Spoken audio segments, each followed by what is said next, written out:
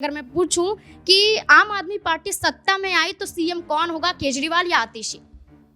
केजरीवाल। केजरीवाल। दूसरा सवाल, अगर आम आदमी पार्टी हारी तो उसका कारण क्या होगा, करप्शन के आरोप या कांग्रेस से अलग होना? देखिए, ये थोड़ा सा मुश्किल सवाल है क्योंकि करप्शन के आरोप भी इनके ऊपर लगते रहे हैं और राहुल गांधी या कांग्रेस पार्टी की बात करें, अगर दोनों साथ मिलकर लड़ते तो शायद मामला एक तरफा हो जाता। ओवैसी किसके लिए नुकसानदायक है, कांग्रेस, बीजेपी या आम आदमी पार्टी? दिल्ली में तो केजरीवाल। केजरीवाल के लिए। एक आखिरी सवाल रहेगा, बीजेपी की तरफ से सीएम फेस कौन होगा, रमेश बिदूड़ी, प्रवेश वर्मा या स्मृति ईरानी? बीजेपी सत्ता में आ रही है, लेकिन ये- अगर आप कहती हैं तो मैं आई थिंक तीनों ही नामों में से अगर मुझे नाम लेना हो तो नमस्कार, मैं नाज़मीन खान और आप देख रहे हैं एसपीएन 9 न्यूज। 10 से 11 साल आम आदमी पार्टी के सत्ता में रहने के बाद अब एक बड़ी चुनौती आम आदमी पार्टी के लिए खड़ी हो चुकी है, क्योंकि दिल्ली में विधानसभा चुनाव संपन्न हो चुका है, यानी कि वोटिंग की प्रक्रिया समाप्त हो चुकी है। अब बारी है कि दिल्ली में किसकी सरकार बनने जा रही है। क्या आम आदमी पार्टी एक बार फिर से रिपीट होने वाली है या फिर भारतीय जनता पार्टी जो अभी तक सूखा झेल रही थी उसके लिए एक बार फिर से हरियाली का मौका दिल्ली में आने वाला है, या वो कांग्रेस पार्टी जो सबसे पहले दिल्ली में सत्ता में आई वो वापसी करती हुई नजर आएंगी। 3 महत्वपूर्ण पार्टियां हैं, चुनावी रण में हैं और चुनावी रण में बाजी कौन मारता हुआ नजर आएगा ये देखना काफी दिलचस्प होने वाला है। दिल्ली की 70 की 70 विधानसभा सीटें हैं। 70 की 70 विधानसभा सीटों में से कुछ महत्वपूर्ण सीटों पर हम चर्चा करेंगे। एग्जिट पोल निकलकर सामने आ रहा है, जहां आम आदमी पार्टी, भारतीय जनता पार्टी और कांग्रेस पार्टी का कड़ा मुकाबला है, लेकिन इस मुकाबले में आम आदमी पार्टी आगे निकलती हुई दिखाई दे रही है। दूसरा स्थान भारतीय जनता पार्टी ले चुकी है और तीसरे नंबर पर कांग्रेस पार्टी नजर आ रही है। लेकिन क्या एग्जिट पोल के यही आंकड़े सटीक साबित होते हुए नजर आएंगे या फिर परिणाम बदल देंगे एग्जिट पोल को? कई सवाल हैं। मेरे साथ मेरे वरिष्ठ सहयोगी अमन सर जुड़ चुके हैं। सर, पहले तो आपका बहुत बहुत स्वागत है। सर से सवाल लेने से पहले एक फटाफट कुछ ऐसे महत्वपूर्ण बिंदुओं पर बात कर लेते हैं जिन्हें जानना भी जरूरी हो जाता है। एक तरीके से रैपिड फायर की तरह कुछ ऐसे सवाल सर आपके सामने आएंगे जिन्हें आपको फटाफट जवाब देने हैं। जैसे कि अगर मैं पूछूं कि आम आदमी पार्टी सत्ता में आई तो सीएम कौन होगा, केजरीवाल या आतिशी? केजरीवाल। केजरीवाल। दूसरा सवाल, अगर आम आदमी पार्टी हारी तो उसका कारण क्या होगा, करप्शन के आरोप या कांग्रेस से अलग होना? देखिए, ये थोड़ा सा मुश्किल सवाल है क्योंकि करप्शन के आरोप भी इनके ऊपर लगते रहे हैं और राहुल गांधी या कांग्रेस पार्टी की बात करें, अगर दोनों साथ मिलकर लड़ते तो शायद मामला एक तरफा हो जाता। ओवैसी किसके लिए नुकसानदायक है, कांग्रेस, बीजेपी या आम आदमी पार्टी? दिल्ली में तो केजरीवाल। केजरीवाल के लिए। एक आखिरी सवाल रहेगा, बीजेपी की तरफ से सीएम फेस कौन होगा, रमेश बिदूड़ी, प्रवेश वर्मा या स्मृति ईरानी? बीजेपी सत्ता में आ रही है, लेकिन अगर आप कहती हैं तो मैं आई थिंक तीनों ही नामों में से अगर मुझे नाम लेना हो तो आई थिंक प्रवेश वर्मा। प्रवेश वर्मा। नई दिल्ली पे अक्सर देखा जा रहा है कि पिछले 10, 15, 20 सालों से जो सीएम फेस है वहीं से आते हैं। देखिए, बिल्कुल ये फटाफट सर ने इस सवालों के जवाब दिए। अब महत्वपूर्ण बिंदुओं पर आ जाते हैं। सबसे बड़ी सीट सिर्फ नई दिल्ली विधानसभा सीट मानी जा रही है, जहां से अरविंद केजरीवाल चुनावी मैदान में एक बार फिर से उतर चुके हैं। आपको क्या लगता है, नई दिल्ली विधानसभा सीट पर आम आदमी पार्टी की तरफ से अरविंद केजरीवाल एक बार फिर से डंका बजा पाएंगे? बहुत मेरे ख्याल से ये मुश्किल मुकाबला है नाज़मीन, क्योंकि यहाँ तीनों बड़े चेहरे की अगर आप बात कर रहे हैं तो बिल्कुल इसमें कोई दो राय की बात नहीं है कि तीनों चेहरे ऐसे चेहरे हैं जो कह सकते हैं। अरविंद केजरीवाल जो 3 बार मुख्यमंत्री रह चुके हैं, अगर हम प्रवेश वर्मा की बात करें उनके पिता मुख्यमंत्री रह चुके हैं। इसके अलावा अगर आप संजय दीक्षित की बात करें जो कांग्रेस पार्टी से हैं, उनकी माँ मुख्यमंत्री 3 बार रह चुकी है। तो यहाँ मुकाबला ही अपने आप में दूसरे लेवल का हो जाता है। लेकिन इन सबको भी देखते हुए अगर हम बात करें तो जाहिर बात है कि अरविंद केजरीवाल ने जो काम किया है उसके नाम पर कहीं ना कहीं वोट मांगते हुए नजर आ रहे हैं। और ये वो सीट है, जैसे मैंने शुरू में भी आपसे कहा कि यहाँ से लगातार दिल्ली को मुख्यमंत्री मिलते रहे हैं। बीते 3 साल अगर हम कांग्रेस पार्टी की बात करें तो शीला दीक्षित यहीं से चुनाव जीतकर मुख्यमंत्री बनी, अरविंद केजरीवाल लगातार यहीं से चुनाव जीतकर मुख्यमंत्री बने। तो ये ही कहा जा रहा है कि अरविंद केजरीवाल जैसे फैसला भी कर चुके हैं कि अगर आम आदमी पार्टी सत्ता में आती है तो मुख्यमंत्री वो होंगे। तो मुकाबला कड़ा है, लेकिन अरविंद केजरीवाल को इसका फायदा मिलता हुआ नजर आ रहा है कि जो 10 से 11 साल दिल्ली में उन्होंने काम किया है उसका फ़ायदा उनको मिलता हुआ नजर आएगा। अब आप ज़रा प्रवेश वर्मा को देखिए, जिस तरह के बयान उन्होंने दिए, जिस तरह की कह सकते हैं, चाहे चुनावों के बीच में साड़ी बांटना हो, पैसे बांटना हो, इस तरह के आरोप उनके ऊपर लगे। संदीप दीक्षित की बात करें तो जाहिर बात है उन्होंने यहाँ तक कहा कि भाई हम जो है इस बार अरविंद केजरीवाल को हरा देंगे। नहीं, ये भी आरोप लगे कांग्रेस पार्टी के ऊपर कि वो बीजेपी की के साथ मिलकर षड्यंत्र रचने का काम करें। खुद आम आदमी पार्टी ने ये बात की, तो मुकाबला कड़ा है। लेकिन देखिए, अगर तीनों के बीच की स्थिति को हम देखें तो मुझे ऐसा लगता है कि अरविंद केजरीवाल के पक्ष में ये चुनाव झुकता हुआ नजर आ रहा है। दूसरी सीट होगी सर जंगपुरा। ये वो विधानसभा सीट है जहां पर इस बार मनीष सिसोदिया को उतारा गया है। पटपटगंज से चुनाव लड़ते आए हैं, लेकिन इस बार आखिरकार आम आदमी पार्टी का मनीष सिसोदिया की विधानसभा सीट को बदलने का जो कारण हो सकता है, जो हम कहीं ना कहीं करप्शन भी मान रहे हैं, कथित शराब घोटाला, क्या वही है या कोई और कारण है? मुझे ऐसा नहीं लगता कि हम घोटाले के ऊपर जाएं। लेकिन देखिए, आम आदमी पार्टी को पता है कि 2-3 बार लगातार चुनाव जीते हैं, और अगर वहां से सीट बदलेंगे, क्योंकि वहां भी अवध ओझा को लेकर आए हैं, तो जाहिर बात है कि आम आदमी पार्टी ने पहले प्लान कर रखा था जंगपुरा में जैसे ही वो आए हैं। क्योंकि यहाँ से अगर प्रवीण की बात करें, जो लगातार 3 बार चुनाव जीतते रहे हैं यहाँ से, तो एक बड़ी सीट अपने आप में ये हो जाती है, सेफ सीट भी हो जाती है। इसीलिए मनीष सिसोदिया को यहाँ पर लेकर आया गया है। और ये भी कहा जा रहा है कि जो प्रवीण है उनके लिए कोई बड़ा प्लान कहीं ना कहीं आम आदमी पार्टी ने बनाकर रखा हुआ है। 1-2 लोगों से मैं बात कर रहा था आम आदमी पार्टी की, उनकी तरफ से ये बात कही गई कि प्रवीण के लिए भी एक बड़ा प्लान रखा हुआ है। तो मुझे ऐसा लगता है कि जंगपुरा में अगर आप मुकाबले की बात करते हैं तो 2-3 बड़े प्रत्याशी जरूर सामने हैं मनीष सिसोदिया के। चाहे कांग्रेस पार्टी के फराज सूरी की बात करें, जहां पर खुद प्रियंका गांधी उनके लिए चुनाव प्रचार करने के लिए पहुंचती हैं। इसके अलावा तजविंदर मारवा जो है बीजेपी के, उनकी बात आप कर सकते हैं। बड़ा चेहरा वो भी कहीं ना कहीं बनते हुए नजर आ रहा है, लेकिन अभी तक जीत उनसे दूर रही है। ये अपने आप में कह सकते हैं कि बीजेपी के लिए बहुत ज्यादा चिंता का सबब हो सकता है। वहीं अगर मनीष सिसोदिया की बात करें तो देखिए, जिस तरह का माहौल उन्होंने जंगपुरा में बनाया है, और ये तक कहा कि भाई अगर मैं जीता हूं चुनाव तो मैं कह सकते हैं कि जो केजरीवाल कैबिनेट होगी उसमें बड़ी जिम्मेदारी निभाऊंगा और उप मुख्यमंत्री बनता हुआ नजर आऊंगा। तो अगर आप मुझे हराएंगे तो अपने यहाँ से अपना ही नुकसान करते हुए नजर आएंगे। इस तरह की अपील उन्होंने बारंबार लोगों से की। और जब इकरा हसन उनके प्रचार प्रसार के लिए पहुंची, तो ये मुस्लिम जो वर्ग है, जो 20-22% के आसपास आता है जंगपुरा में और निज़ामुद्दीन में खास कर, तो वहाँ पर काफ़ी ज़्यादा मनीष सिसोदिया के पक्ष में लोगों ने अपनी आवाज़ बुलंद की। तो ये कई ऐसे कारण हैं जो कहीं ना कहीं मनीष सिसोदिया को इस सीट के ऊपर आगे रखे हुए हैं। क्योंकि अगर वो चुनाव जीतते हैं तो जंगपुरा की जनता के लिए कहीं ना कहीं फ़ायदा होता हुआ नजर आएगा। उन्होंने स्कूल बनवाने की बात की है, उन्होंने तमाम ऐसी योजनाओं का जिक्र किया है जो कहीं ना कहीं जो निज़ामुद्दीन का एरिया है उसका डेवलपमेंट होता हुआ नजर आएगा। इसके अलावा जंगपुरा में बाकी जो जगह है उनके भी उन्होंने विकास की बात की है। तो इन तमाम पहलुओं को देखने के बाद ऐसा लगता है कि फराज सूरी हालांकि बेहतर व्यक्ति है, मेरा उनसे इंटरव्यू भी रहा है, मैंने उनसे बातचीत भी की है, लेकिन उन सबको देखते हुए भी नाज़मीन कहा जा सकता है कि मुकाबले में तो वो हैं, लेकिन अगर हम 1, 2, 3 में देखें तो नंबर 1 पे फिलहाल मनीष सिसोदिया नजर आते हैं, नंबर 2 पे फराज सूरी, और नंबर 3 पे मुझे ऐसा लगता है मारवा नजर आ रहे हैं। फरहाद सूरी का वो इंटरव्यू भी आपको सुना देते हैं जो सर ने कवर किया है, वो क्या कुछ कहते हुए नजर आ रहे हैं, वो भी सुनिए जरा। अच्छा फराज साहब, लगातार जो चाहे बीजेपी की बात करें या आम आदमी पार्टी की बात करें, कांग्रेस पार्टी को कह रही है वोट काटने के लिए आ गई है, तो हम कह रहे हैं कि हम सरकार बना रहे हैं, आप पार्टी वाले वोट काटने को आए। हमारा मानना ऐसा है और दिल्ली की आवाम का भी ऐसा मानना है, और आप पार्टी का पुराना ट्रैक रिकॉर्ड भी ऐसा है कि वो तो हर जगह बीजेपी की इमदाद करती है। आप पार्टी को वोट देना दिल्ली में बीजेपी की मदद करना है। अच्छा, इससे पहले हमने हरियाणा में देखा, ऐसा हिमाचल में देखा, गोवा में आपने देखा, गोवा देखा, गुजरात देखा, हिमाचल देखा, हरियाणा देखा, और केजरीवाल तो कई बार ही कह चुके हैं कि उनके पिता आरएसएस के मेंबर थे, तो उनका तो गठजोड़ का ज़्यादा चांस रहता है ना। यानी कि केजरीवाल साहब नुकसान पहुंचाने कांग्रेस को। मुझे ऐसा लगता है, यहाँ पब्लिक जो खड़ी है उनसे पूछ लीजिए, सिसोदिया इस इलाके में इतना पीछे है कि उसको वोट देना बीजेपी की मदद है। अच्छा, वो तो इकरा हसन को ले आए कि भाई चलिए प्रचार प्रसार करिए हमारे लिए। अगर इम्पोर्टेड लीडर से प्रचार होता और वो लोग बदल जाते तो भाई साहब फिर तो आप ले आते, ट्रंप को भी ले आते, सबको ले आते। देखिए, पब्लिक बड़ी समझदार है, जिसने काम किया उसको वोट देती है। 32 साल से मेरा खानदान यहाँ खिदमत कर रहा है, एक भी काम आप पार्टी वाले ये बता दें कि उन्होंने कोई बड़ा काम क्यों।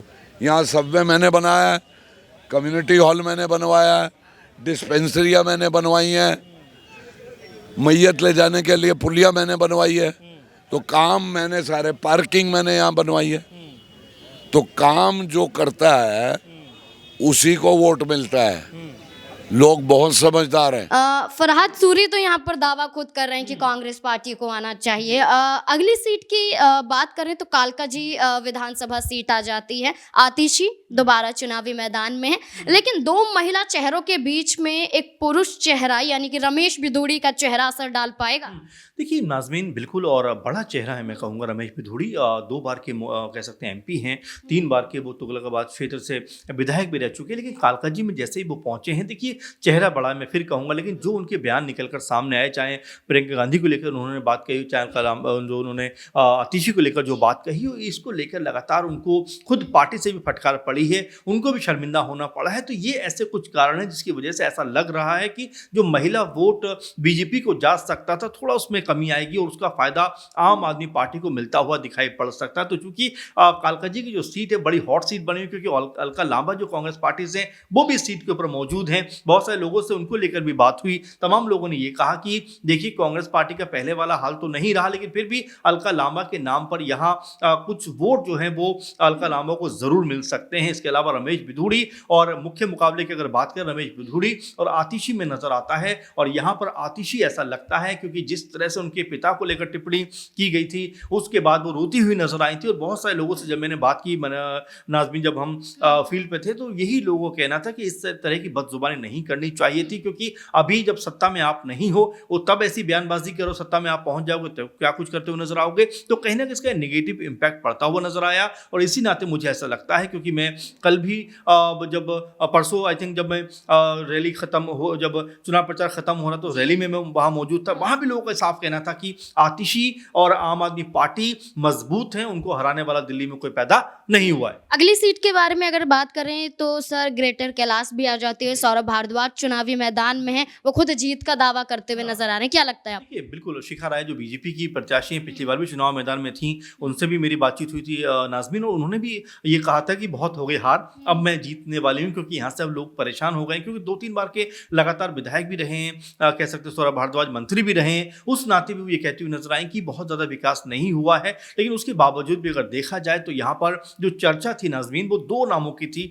और दोनों का अगर मैं जिक्र आपको समय हो तो बताऊं कि उसमें स्मृति ईरानी का नाम सबसे आगे था, वो यहाँ पर चुनाव में आने वाली थी। फिर यहाँ पर मीनाक्षी लेखी का नाम भी सामने आया, वो भी चुनाव में आने वाली थी। लेकिन ऐसा कहा गया कि सौरभ भारद्वाज की जो इमेज है और जिस तरह से क्षेत्र में उनका दबदबा है, उसको देखते हुए बीजेपी ने इतना बड़ा रिस्क लेना सही नहीं समझा। उसी एवज में शिखा राय को यहाँ से टिकट दिया गया है, जो अभी पार्षद भी है। तो कुल मिलाकर देखा जाए तो सौरभ भारद्वाज की स्थिति मजबूत है और ये सीट भी आम आदमी पार्टी के फेवर में जाती हुई नजर आ रही है। सर 1-2 सीट एक साथ लेना चाहूंगी, जैसे देवली हो गई, संगम बिहार हो गया, और बदरपुर विधानसभा सीट हो गई, और तुगलकाबाद विधानसभा सीट। क्या लगता है इन तमाम सीटों पर क्या असर पड़ेगा? बिल्कुल, साहिराम जी से भी मेरी मुलाकात हुई, उनसे भी मैंने बातचीत की, और बिल्कुल इसमें कोई दो राय नहीं है। साहिराम के बारे में लोगों की जो इमेज है तुगलकाबाद में, बहुत साफ सुथरी इमेज मानी जाती है, बहुत ही ईमानदार तरीके के नेता हैं और लोगों की मदद करने वाले लोग हैं, और इसीलिए तुगलकाबाद में भी साहिराम पहलवान जो है वो आगे बढ़ते हुए नजर आ रहे हैं। अब जब बदरपुर की आप बात करें, वहाँ पर राम सिंह ने जिस तरह से अपना प्रभाव जमाया है,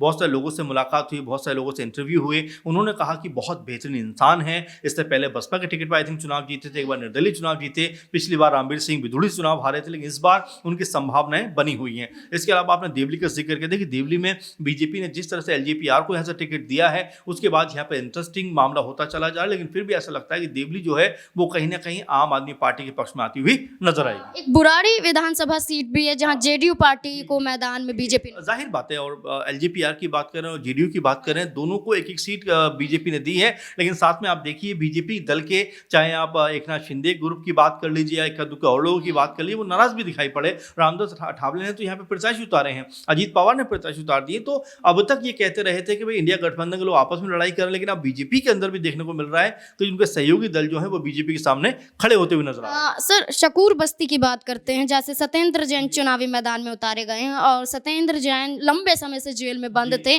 और जैसे ही बाहर आते हैं जीत का दावा करते हुए भी दिखाई दे। देखिए नाज़मीन, हम और आप दोनों ही, हम याद है हम दोनों जब आम आदमी पार्टी के कार्यालय में गए हुए थे बातचीत करने के लिए, तमाम पीसी कवर करने के लिए, उस समय भी हमारी मुलाकात सत्येंद्र जैन से हुई थी। उन्होंने यही बात कही थी कि देखिए आप अगर देखें तो आज बीजेपी क्या कर रही है कि जिन चीज़ों का लेबली बताती थी आज वही चीज़ें फॉलो करती हुई नजर आ रही है, आज वही फ्री की बातें करती हुई नजर आती थी। यानी कि अरविंद केजरीवाल ने बीजेपी को राजनीति करना सिखा दिया है कि अब विकास की बात करिए, मुद्दों की बात करिए। तो ऐसा लगता है सत्येंद्र जैन जो लंबे वक्त तक जेल के अंदर रहे, एक इमोशनल तौर पर उनको फायदा होता हुआ नजर आएगा। सत्येंद्र जैन और क्या कुछ कहते हुए भी नजर आए थे, वो भी जरा सुनिए आप। जिस तरह से बीजेपी ने संकल्प पत्र जारी किया उसके ऊपर क्या कहना चाहिए? बस मैं तो ये कहना चाहूँगा, बीजेपी ने हमारी सारी योजनाओं को जी कल्याणकारी योजना बनाकर बहुत अच्छा किया है, बता दिया उन्होंने। आज तक कहते थे कि केजरीवाल सरकार जो भी कर रही है वो गलत कर रही है, आज वो कहते हैं हम भी करेंगे, हम भी करेंगे। तो अच्छी बात है जी, तो या हम करने देंगे। तो मान रहे हैं कि जो भी हमने आज तक किया कल्याणकारी योजनाएं जनता के लिए किया है, सब कुछ जनता के हिसाब से किया। अच्छा, आज जो डॉक्यूमेंट्री का दिखाया जाना था जिस पर रोक लगी है, जिस तरह से रद्द किया गया, क्या कहना चाहिए? अब देखो, उनको लगता है कि डॉक्यूमेंट्री पब्लिक के सामने जाएगी तो शायद उनकी कुछ दिक्कत होगी। आज नहीं तो कल सामने तो आएगी। देखिए, आतिशी ने चंदा मांगा, आपने चंदा मांगा, बीजेपी कह रही है कि आम आदमी पार्टी सिर्फ चंदे के सहारे है। अच्छी बात है, हम तो मान रहे हैं हम चंदा के सहारे हैं, हम पब्लिक के चंदे से है ना, पब्लिक से चंदा ले रहे हैं। 1105 लोगों ने चंदा दिया है हमारे को, उनकी सारी डिटेल भी हम रिलीज़ कर देंगे। हम तो मान रहे हैं जनता के चंदे पे हैं। पर एक चीज़ बताना हूँ जनता से, अब अगर एक दुकानदार से आप टी शर्ट लेके आए 1000 रुपये की, दुकानदार को कोई एहसान नहीं है आपके ऊपर, आप खरीद के लाए। अगर किसी ने इलेक्शन में आपको पैसे दिए और वोट खरीद लिया तो कोई एहसान नहीं है, आपने हमें चंदा भी दिया है, वोट भी दिया, आपका हमारे ऊपर एहसान है, हम आपके लिए काम करेंगे। देखिए, प्रवेश वर्मा हो, रमेश बिधूरी हो, जैसे देख रहे हैं बीजेपी के कई ऐसे चेहरे हैं जो महिलाओं पर टिप्पणी कर रहे हैं लेकिन राशि भी दे रहे हैं, कैसे देख रहे हैं इसे? देखो, सच्चाई तो दिल से निकल ही आती है ना, वो दे कुछ नहीं रहे, वो सिर्फ कह रहे हैं। उनको ये कहना है हमने 2100 का, कहते हम कुछ और कह देते हैं। अरे भाई साहब, इनके कहने से क्या होगा, करके दिखाते ना कुछ। आज तक क्या किया बीजेपी ने, कांग्रेस ने, किसी ने कुछ नहीं किया दिल्ली के लिए। हम जो कर रहे हैं वो उसको कॉपी कर रहे हैं, और कॉपी वाला माल अच्छा नहीं होता। जी जी, जो कांग्रेस पार्टी कह रही है 300 यूनिट बिजली फ्री देंगे, इस तरह की बात कह रहे हैं, उसके ऊपर क्या कहना चाहिए? अब कहने दो ना, उनकी जनता ही सीरियस नहीं ले रही है तो आप क्यों सीरियसली ले रहे हो? सर, और अगर विधानसभा सीटों की बात करें तो चांदनी चौक भी यहाँ पर आ जाती है, इसके अलावा नरेला है, तमाम विधानसभा सीटें हैं। और इसके अलावा अगर हम बात करें तो बिजवासन भी एक सीट है। क्या लगता है आपको इन विधानसभा सीटों? देखिए, जाहिर बात है, सब में अभी ये कहा जा सकता है 19-20 का मामला है, सब अभी जाहिर बात है कि ताज़ा मामला निकल कर सामने आया, लोग राय निकल कर सामने आए। लेकिन ये कुल मिलाकर कहा जा सकता है नाज़मीन की आम आदमी पार्टी का प्रभाव कहीं नजर आता है। आम आदमी पार्टी ने जो काम किया है, और देखिए आम आदमी पार्टी की विशेषता भी इस बात को लेकर है कि वो काम की ही बात करते हुए नजर आते हैं, और धर्म को भी अगर जोड़ते हैं तो बड़े तरीके से जोड़ते हैं। आप देखिए जिस तरह से तीर्थ यात्रा का जिक्र कर देते हैं कि बुजुर्गों को भेजते हैं। इसके अलावा आप देखिए कि जो ग्रंथी हैं, पुजारी हैं, उनको 18,000 रुपये देने की बात कर देते हैं। तो धर्म की बात तो करते हैं लेकिन बड़ी स्मार्ट तरीके से करते हैं, और ये कहते हुए नजर आते हैं कि भाई हम विकास की बात करते हैं, विकास हम करते रहेंगे। बुजुर्गों के लिए किस तरह से उन्होंने संजीवनी योजना लॉन्च कर दी, महिलाओं को 21 रुपये देने की बात कर दी। और एक तरीके से आप देखिए जब कह सकते हैं अम्बेडकर जी को लेकर संसद के अंदर अमित शाह के मुंह से जिस तरह के शब्द निकले, उसके बाद तुरंत जो दलित सम्मान योजना का अनाउंसमेंट कर दिया। तो आम आदमी पार्टी को पता है कि लोगों को किस तरह से अपने कह सकते हैं कि अपने पास रखना है, अपने से जोड़े रखना है। इसीलिए तमाम तरह के जो योजनाएं हैं वो तुरंत एप्लीकेबल करते हुए नजर आते हैं। और इन्हीं योजनाओं से जितना मैंने लोगों को जाना समझा है, कहीं ना कहीं लोग खुश भी हैं, और लोग ये भी कहते हैं कि भाई जिस तरह का काम अरविंद केजरीवाल ने किया है इन 10-11 साल के अंदर, बाकी कोई मुख्यमंत्री नहीं कर पाया है। इसीलिए दिल्ली की जनता है, 50-60% जो लोग हैं गरीबी और गरीबी रेखा के आसपास के जो लोग हैं, वो कहीं ना कहीं आम आदमी पार्टी को सपोर्ट करते हुए नजर आएंगे। ऐसी कई विधानसभा सीटें आपको नजर आ जाएंगी, करोल बाग, पटेल नगर, मोती नगर, राजौरी गार्डन, बल्ली मारान, राजेंद्र नगर, मालवीय नगर, महरौली, ये तमाम विधानसभा सीटें हैं। सभी सीटों को कवर करना तो थोड़ा मुश्किल हो जाएगा, लेकिन जो महत्वपूर्ण विधानसभा सीटें हैं उन पर चर्चा हमने कर ली है। एक आखिरी सवाल लेना चाहूंगी, सवाल यही है, केजरीवाल भी दावे कर रहे हैं, वादे कर रहे हैं और कह रहे हैं कि हम आपको ये देंगे, हमारी सरकार बनेगी। कांग्रेस पार्टी भी यही दावे वादे कर रही है कि महिलाओं के लिए देंगे, युवाओं के लिए देंगे, बुजुर्गों के लिए देंगे। बीजेपी भी वही दावे वादे करे, कोई फर्क तो नजर आ नहीं रहा है। क्या लगता है क्या असर पड़ेगा? हाँ, देखिए ये सवाल मैंने जो आपने पूछा है, मैंने कई लोगों से बात की इसके बारे में, क्योंकि देखिए बड़ा कह सकते हैं कि इंटरेस्टिंग मुकाबला हो गया है कि 2100 रुपये हम देंगे, 2500 कांग्रेस देगी, 2500 बीजेपी देने की बात करेगी। लेकिन मैंने देखिए जो लोगों के अंदर देखा है, लोगों ने साफ तौर पर कहा कि देखिए आप देंगे, आप दे सकते हैं, आप ये करेंगे, लेकिन अरविंद केजरीवाल सरकार ने अब तक किया है तो कहीं ना कहीं हमें बिलीव ज़्यादा है उनके ऊपर कि वो जो कहते हैं वो करके दिखाते हैं। 200 यूनिट अगर बिजली की बात की है तो हमें मिली है, बेहतर स्कूल करने की बात की है तो वो मिले हैं, बेहतर मोहल्ला क्लिनिक की बात की है तो हमें मिले हैं। तो ये जो तमाम चीज़ें हैं वो कहीं ना कहीं फेथ एक डेवलप किया है अरविंद केजरीवाल के ऊपर। कई महिलाएं कहती हैं कि 2100 मिले ना मिले केजरीवाल को। ये भी एक बात है निकल के आई, क्योंकि अरविंद केजरीवाल ने जिस तरह का काम दिल्ली के अंदर किया है, जाहिर सी बात है कई महिलाओं ने इस बात का जिक्र किया कि देखिए मिले या ना मिले। क्योंकि एक मैं महिला से बात कर रहा था, उनका नाम देखिए मुझे अभी भी याद है, अफसाना नाम है उनका।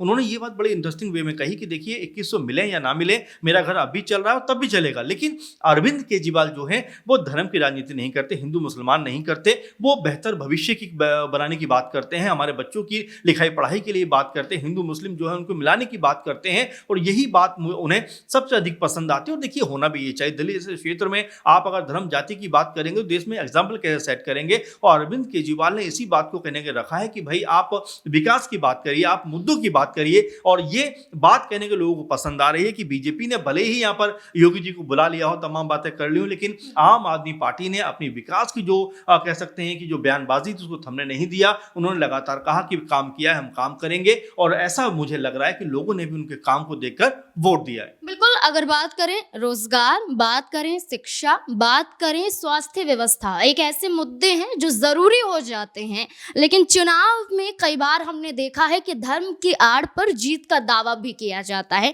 लेकिन अब देखना होगा कि 8 फरवरी को क्या परिणाम सामने आते हुए नजर आएंगे। आपकी नजर में आपको क्या लगता है, इस बार किस सरकार को दिल्ली की सत्ता में आना चाहिए? भारतीय जनता पार्टी, कांग्रेस पार्टी या फिर आम आदमी पार्टी एक बार फिर से? क्या है आपकी राय? अपनी राय कमेंट सेक्शन में जरूर दें। देखते रहें SPN 9 न्यूज़। धन्यवाद।